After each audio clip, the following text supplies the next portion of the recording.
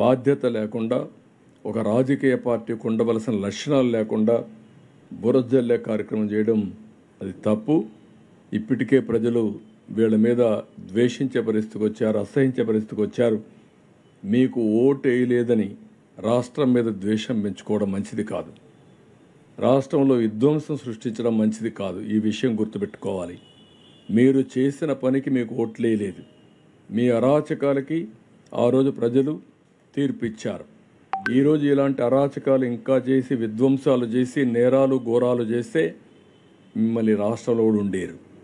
ఇంట్లో నుంచి బయట కూడా రాలేరు. గుర్తుపెట్టుకోండి. ప్రజా జీవితాలతో ఆడుకోవద్దండి. మీరు చేసిన తప్పుడు పనుల వల్ల కొన్ని లక్షల మంది నాశనం అయిపోయారు. 1,40,000 కుటుంబాలు ఈరోజు ఇళ్లలోకి నీళ్ళొచ్చి సర్వస్వాన్ని కోల్పోయారు.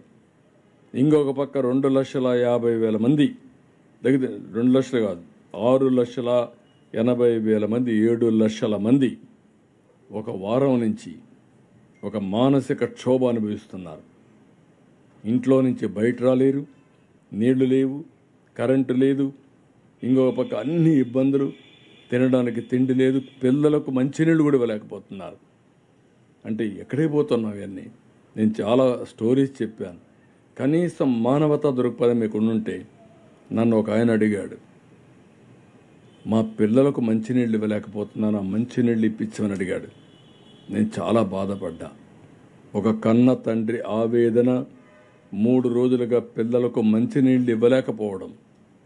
ఇంకొకది ఇక్కడికి వెళితే 1 సంవత్సరం బాబుని తీసుకొని తండ్రి వచ్చేసాడు, భార్యను వదిలేసి వచ్చాడు. అంటే చనిపోతామని అనుకుని కనీసం నేను పోయి నా కొడుకుని బతికించుకుంటే కనీసం న్యాయం చేసేవాడు అవుతానని వచ్చాడు.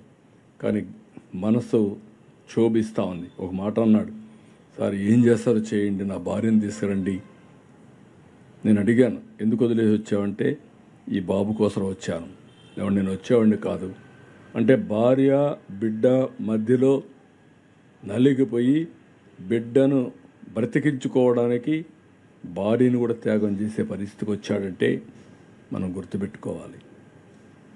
కడాన సెంటిమెంట్ ఎంత ఇదిగా ఉంటాయంటే, ఒక ఆడబిడ్డ తండ్రి చనిపోయాడు, ఈవిడ బతకడానికి పారిపోవచ్చు. ఆవిడ ఏడుస్తూ అక్కడనే కూర్చొని, నా తండ్రి శవాన్ని పోస్ట్ మార్టం పంపించండి, అంత్యక్రియలు చేసే అవకాశం నాకు కనిపించండి,